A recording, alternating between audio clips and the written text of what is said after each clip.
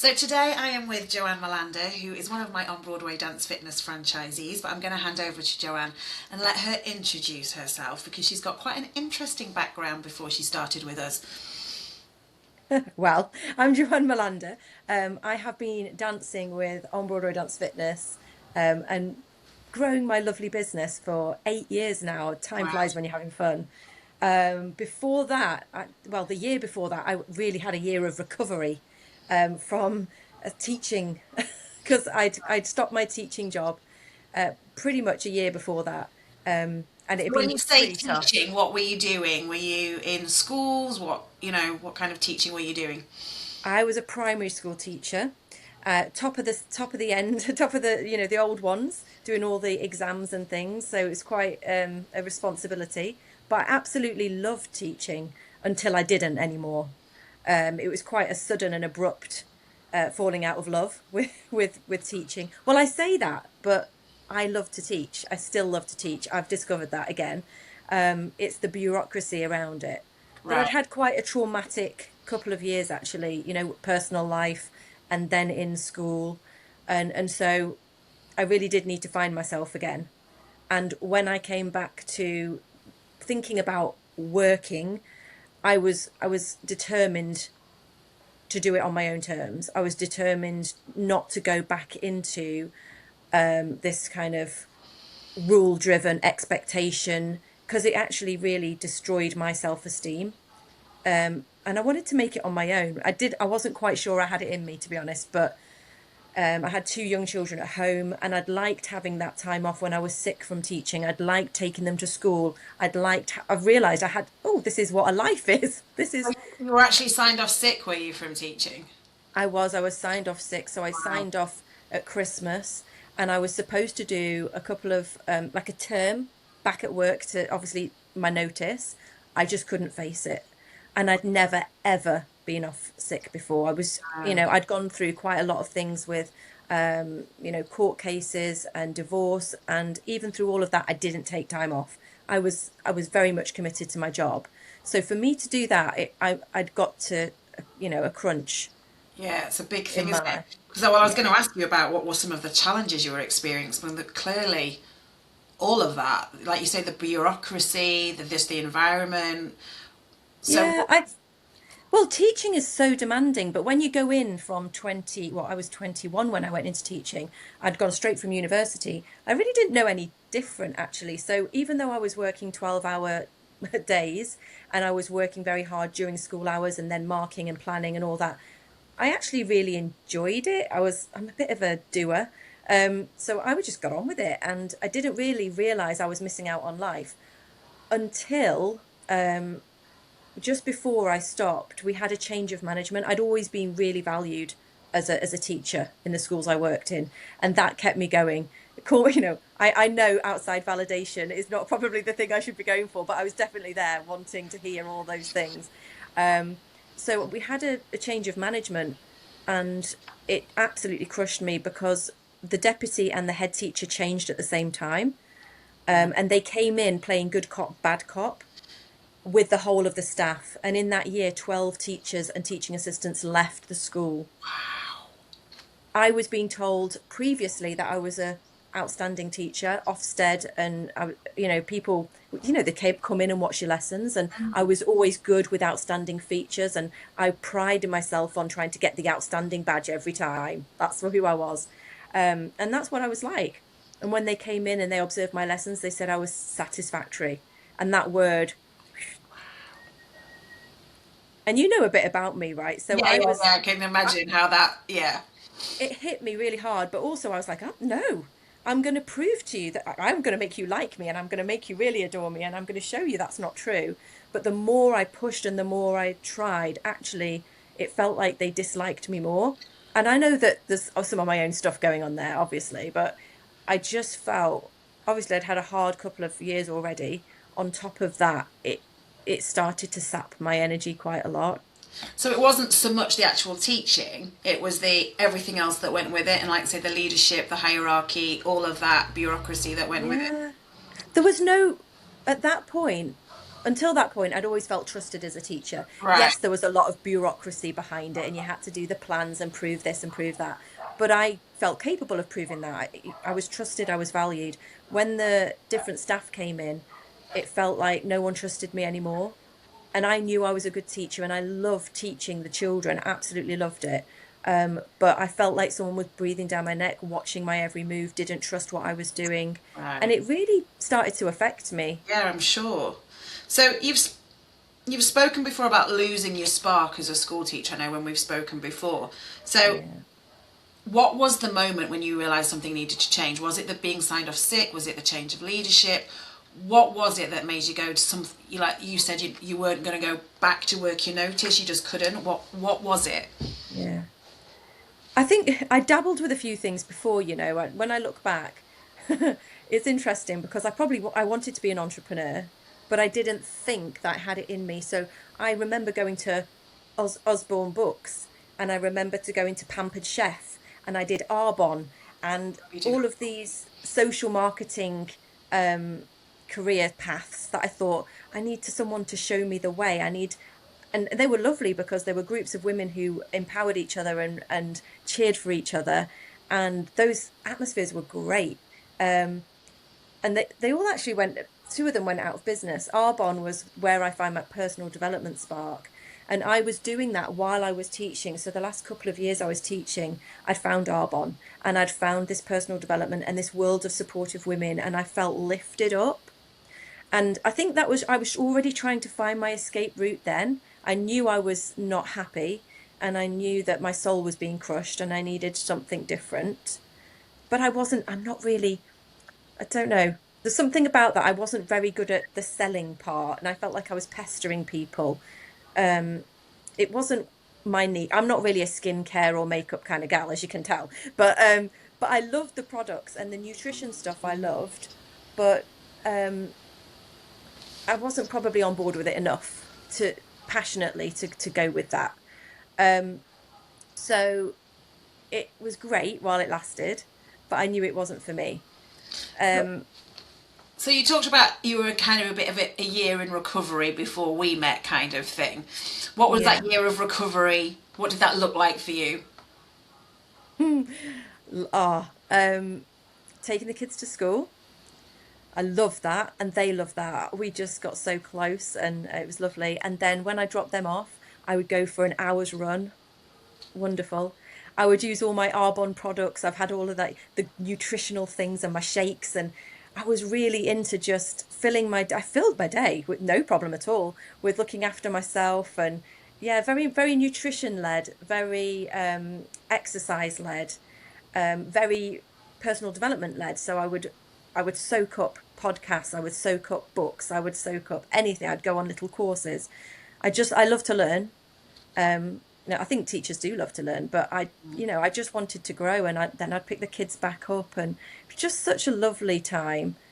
And the year before that, I think I look at photos of me, and I'd gone. There was no spark in my eyes, and it was about trying to find what put the spark back in me. And so in that year, I was thinking, right, I need to find a work that puts this joy back in me. And I was trying to think, it has to be something I love. Okay, I went to Vegas with Arbonne for their conference, Right, yeah. and we went to Coyote Ugly Bar. Oh, wow. Yeah. So I got up on the Hell bar. no. H2O. I was on the bar. They'd invited me up. I don't know whether they'd spotted that I was a good dancer in the crowd, but they brought me up onto the stage, and I was having a right old time. And when I got off the stage, someone in the Arbonne community, a husband of one of the women, said, "Are you a professional dancer?" Ooh. And I went, "No." But something kind of dropped at that moment. It was like, if someone's asking me if I'm a professional dancer and I dance well and I love it, this is something to follow. Yeah, so talk That's to me about kind of, that. Where did yeah. dance fit into your life then? Has it been something that you've always loved? Did you discover it later in life? So talk to me about where that came from, that passion for that. Well, my dad was in the army.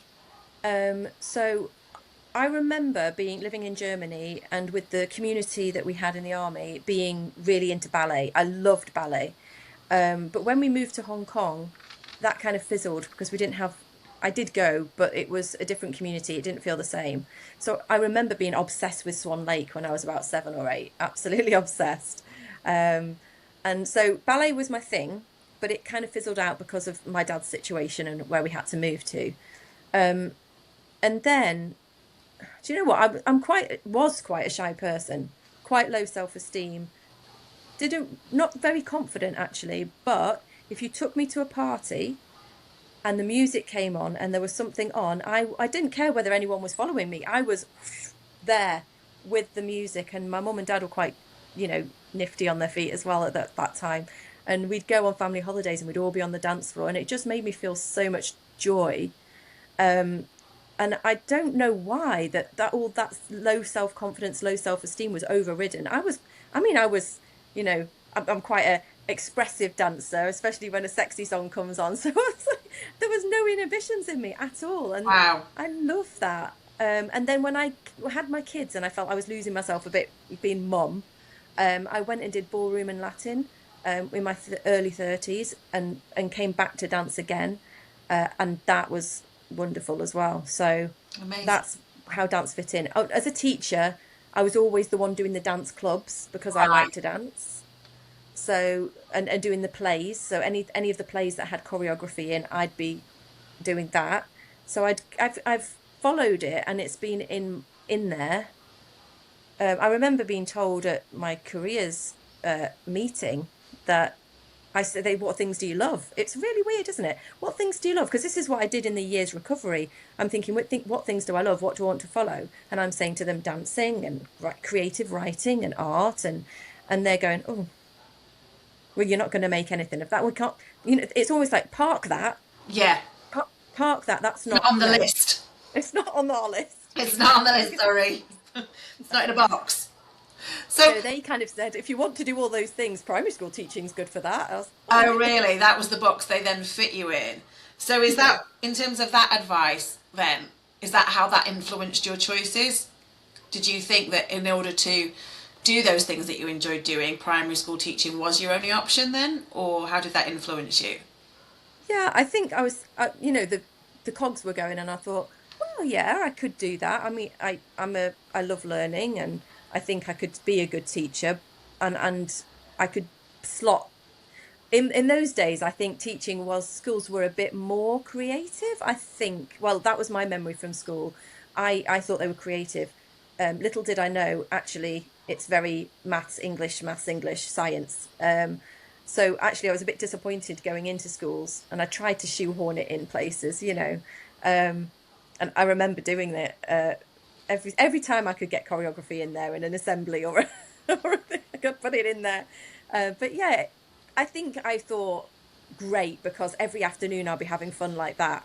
Wasn't quite what happened, Wasn't really. quite what the reality was. No. So, looking back now, how does it feel to know that dance has now become your bread and butter after all, from those career advisors that told you that you couldn't do anything from it, and having dance been part of your life for a long time, formally, informally, whatever. So, how does it now feel looking back?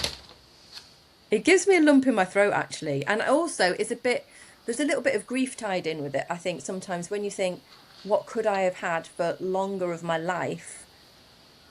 Why are we so, and I think it's changing. I think it's changing in the world.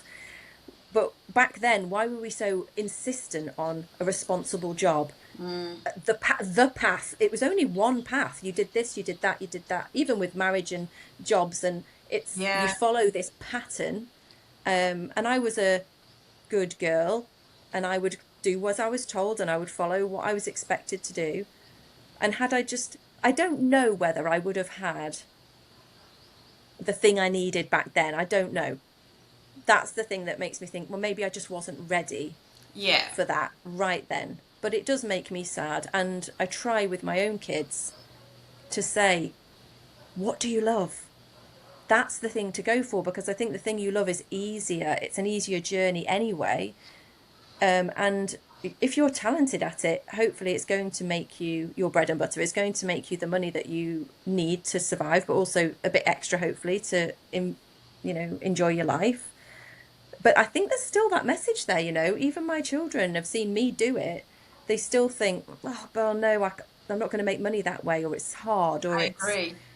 I don't think it's talked about enough in our schools, in our education system, through schools, universities, about following joy, or there's an alternative path. I yeah, do still believe, it definitely was in my day, I mean, we're similar age, aren't we, that you are shoehorned into that university life or that career path. I don't know whether it's the growing up in the 90s working girl type stuff. I don't know. But I do think there are more options, but I don't think entrepreneurship, franchising, all of that kind of stuff is talked about enough yeah. as alternatives, for sure. But also those little things that I tried in the past, um, and even when I came into the dancing, people kind of, ooh, they pull a face. It's like, and they're doing it for good they're doing it from Yeah, a heart-led place. They're scared for you. yeah. They think you're maybe not going to make it, or it's going to be hard, or it's not secure. Because Um, people with the employed mentality think that because they've not known another way. yeah, It's not their yeah, fault, is it? It's just that they haven't been shown another way, or that they haven't got the filing cabinet, the proof that it can work. Because again, we've all just been conditioned to move into that employed, safe job. So yeah. And I think maybe at the beginning of your, when you become you're a young woman or a young man, you want to get on with life, and the quickest way to get on with life and get the earning is the employed route. People don't want to wait. The instant gratification of I've got a paycheck, rather than it might take me 3 or 4 years to get to the point I want to get with my paycheck. It's that, I think, as yeah, well. it is. But isn't it interesting? Because getting jobs now for young people is so hard. So that route to that quick paycheck isn't as easy these days. Whereas we both know now that, running your own business, getting your own clients, making your own money is actually much quicker than that. But Yeah. that's, And it's also more enjoyable. I mean, if I'd done it from the beginning, look, think about where I'd be right I now. know, I often think that too. If only we knew now what knew then, or no, knew then what we know now, right? And we've had to start again because we weren't happy. But look at what a role model you are being, though, to your girls. Like you're saying that a lot of both of them are still kind of looking at you, kind of a bit like, but you're opening their eyes to the art of the possibility. Whereas, had you not been doing what you were doing and you were stuck teaching in a job that you didn't enjoy, they'd be also thinking, well, that's what I've got to do. But now you're opening their eyes. How amazing is that? One of the things I want to tell you, and because I don't want to make you cry, Oh, but I may I do. have brought tissues with me. Um, there was a very beautiful moment when my daughter is applying for universities, but she wasn't sure what would happen. And I walked in, and we had the cellophane wrap that you put on the walls that you write on. And my daughter had pinched some of mine, put it on the walls, and her boyfriend were planning out her reptile business of when she would go round and show children her reptile. She wanted to get the snakes. She should have written all the figures and how much the startup would cost, and it's like, wow. So it's in there. It's just that there's a little bit of fear with it as well. But I Yeah, have inspired them. that's I know I have amazing. inspired them. And like Yeah. obviously listening to you talk about figures and setups and all of that kind of stuff, it's gone in a little bit, hasn't it? So that's Yeah. amazing. Oh, fingers crossed she does that. So Mhm. before discovering On Broadway Dance Fitness, had you ever considered business ownership or franchising as an option? Or did it feel like other people did that? I think you said earlier that you'd always wanted to be an entrepreneur but just didn't know how. Yeah. I think I wanted it. It sounds silly, but I wanted a shortcut. I think those things like Arbonne and Pampered Chef and all of those things, they were kind of starting to get me there. Um, but it's like I wanted to be spoon fed, and I wanted to have a magic formula that just happened. And I realized actually it's quite difficult to go down that route. And maybe I didn't believe in myself to do it by myself in terms of a business owner, because this is different. A franchise is very different from that. It was almost like with them. I know they wouldn't call themselves pyramid schemes, but the whole, oh great, I can employ people underneath me and I will earn, and that'll be easy and I can just, that was kind of my, if I set it up right, it'll all be okay. But it was harder than I thought. But I didn't believe in myself enough to be a business owner per se, on my own. But the franchise, I think, is the halfway house there for me, because I have you and I have the other franchisees who are my support team. I've got lots of the business in a box. I've got support. I've got an example of what came before that I can use. We talk a lot. I've got that support. But I do feel confident now. Like it just feels so lovely because I can come up with ideas and go, oh yeah, and I feel empowered in my own business. And I don't really know why, what stopped me before, because actually it feels better. So, what do you think your misconceptions of what a franchise was? Because obviously you'd had experience of some kind of pyramid schemes, Yeah. but or network marketing, whatever they call themselves. So, I guess before you even found me, what was your thoughts about franchising? Because I think there's quite a lot of misconceptions still out there about what franchising is. Hmm. It's funny because I love sushi, and I looked up Yo Sushi's franchise stuff, and it was quite expensive actually. Um, that one particular one, and I think lots of them are like McDonald's, lots of big chains. So I thought it was big, too big for me, I suppose. Right. And then the investment, especially if I was already teaching, I think I couldn't have done it alongside. I thought I couldn't possibly do it alongside. I think I could with what we do, but with the franchise idea I had in my head, I had Yeah, to like full time, jump. big corporate. Yeah, I had to jump ship, and I had to be really kind of, I don't know, confident it was going to work to jump ship. And then I suppose the thing that might have worried me then, especially going from the bureaucracy of teaching, is, do I want someone breathing down my neck? Do I want someone checking my figures? Who am I? Will I like the person who's overseeing me? Um, do I want to have that kind of scrutiny? I don't have the skills for business. How supportive is it or not? Um, Premises, maybe. Premises was probably one of the things in my head. Have to Yeah, have so a full premises. time, big thing. Yeah, wow. Yeah, Okay. yeah. Yeah, see, all of that, I guess, was one of the reasons why franchising at first wasn't even on your radar or what your perceptions of franchising is. Do It you really wasn't on my radar.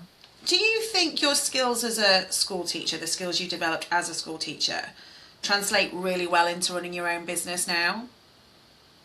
Yeah, absolutely. Well, the hours, first of all, my dedication to those hours, I mean, now it feels like nothing in my own business with working those 12-hour days and even weekends or maybe evening shows and all of that kind of stuff. So I'm used to a heavy workload.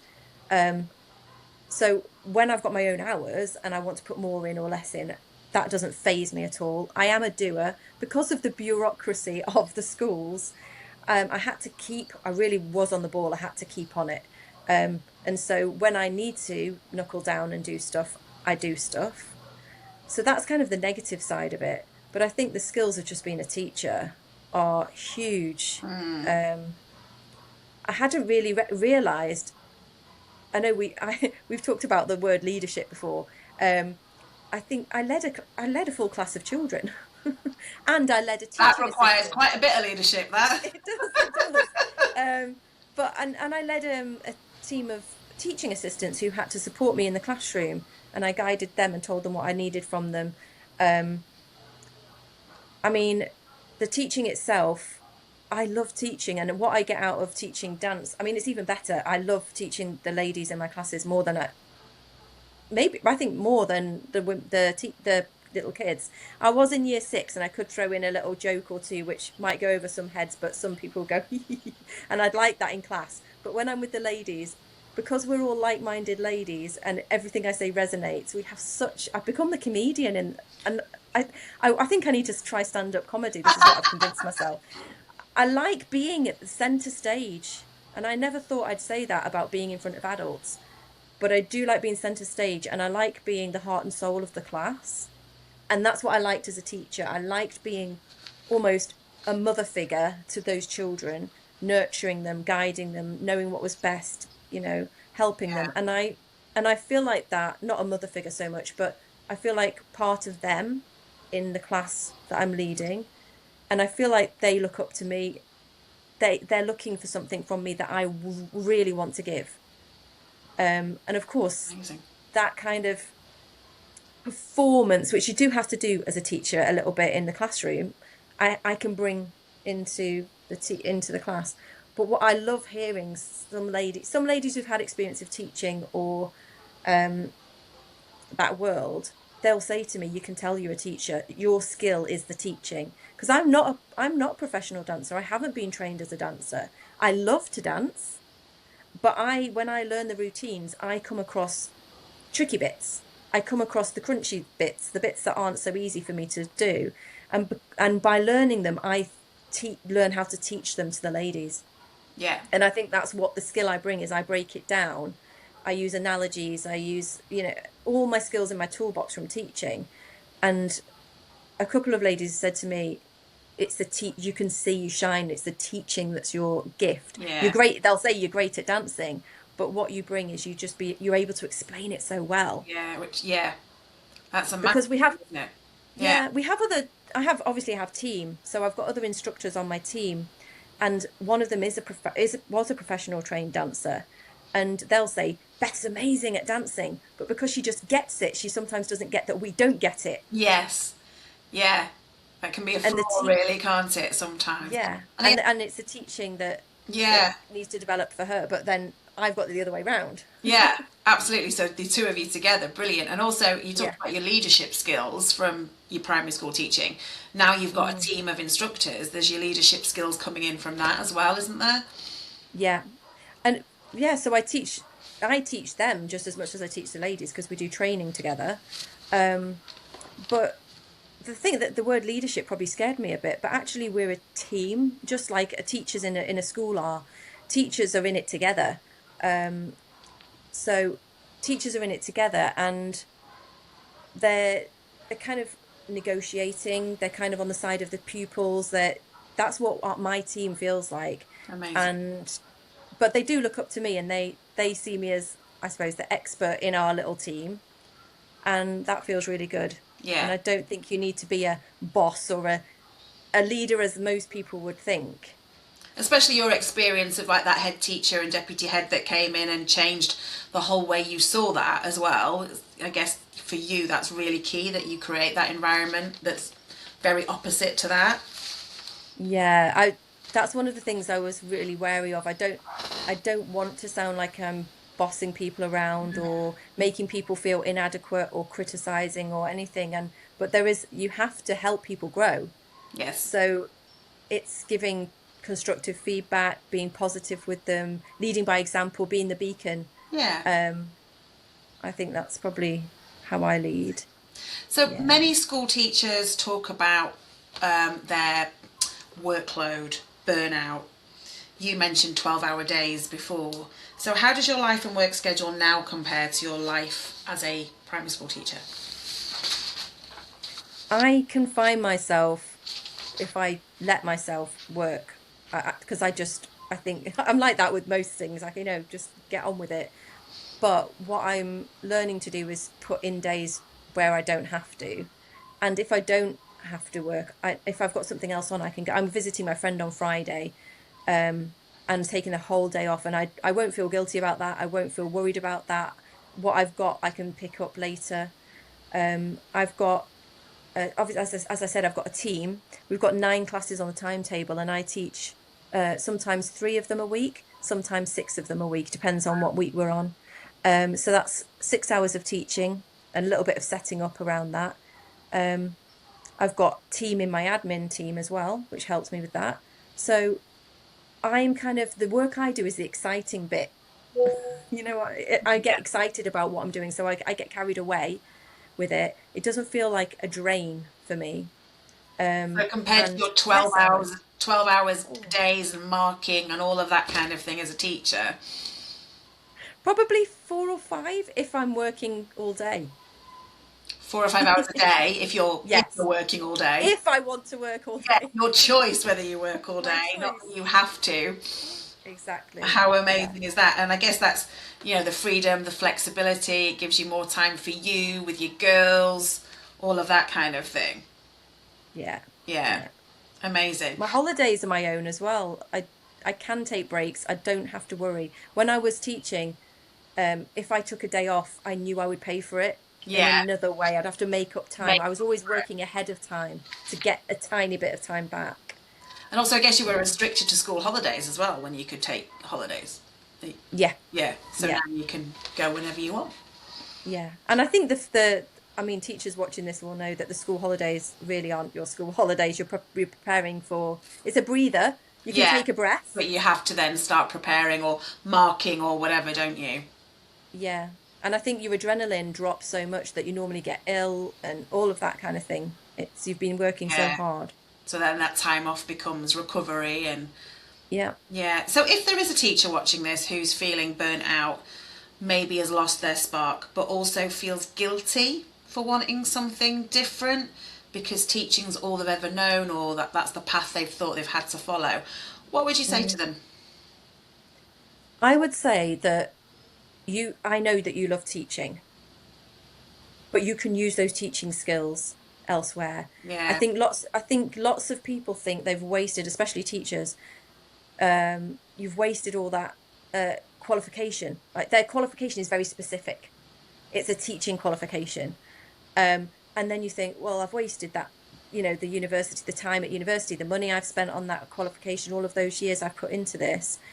And you've put hours of work into all the lesson plans that you've still got and the worksheets that you've got and all of that. There's a lot of time that's been and energy that's been put into that to redirect. And you think, I've only got teaching skills. That's what you think. You think, I've only got this qualification. Teaching is so skillful and you can use that anywhere you Yeah. choose. It's so transferable, isn't it? Yeah, it really is. And I know it's their safety, but I know because teaching in front of children feels safer. I heard lots of teachers say this Oh, really? than talking to adults. Like they'd rather not stand on a stage and talk to a room full of adults, for example. They feel safe where they are, but it's just the same skill, and it's just getting used to. It's finding the places you want to be and you feel comfortable, Yeah. having a passion and transferring those skills to that passion. No. And you deserve a life. You deserve a life. Yeah. And like you not having to be signed off sick and not wanting to go back. It's that, isn't it? Like, I really want people to stop before they get to breaking point. looking back now, do you feel you left teaching behind, or do you feel like you've simply just found a new way to use your gifts and skills then? I think that's what we were saying. It's like it's so transferable. So those skills and gifts that you were born with, that you knew that you wanted to use, do you just feel like now that is, you don't feel like you've left teaching behind, you've just changed the audience and are now doing something that you love doing with it? I think that's how I feel now. I think at the time I thought I'd left teaching behind. And I think a lot of my family, my dad particularly, kept saying, when you go back to teaching, when you go back to teaching. It felt like I'd left teaching behind. But the more I'm in my business now and the more I'm teaching ladies, I think, no, this is what I always wanted to teach. I love teaching. I love helping people to be the best they can be, to see things a different way, to pick up things and to learn. And I'm doing that. And feeling like the most powerful thing is like I don't feel like I'm being watched.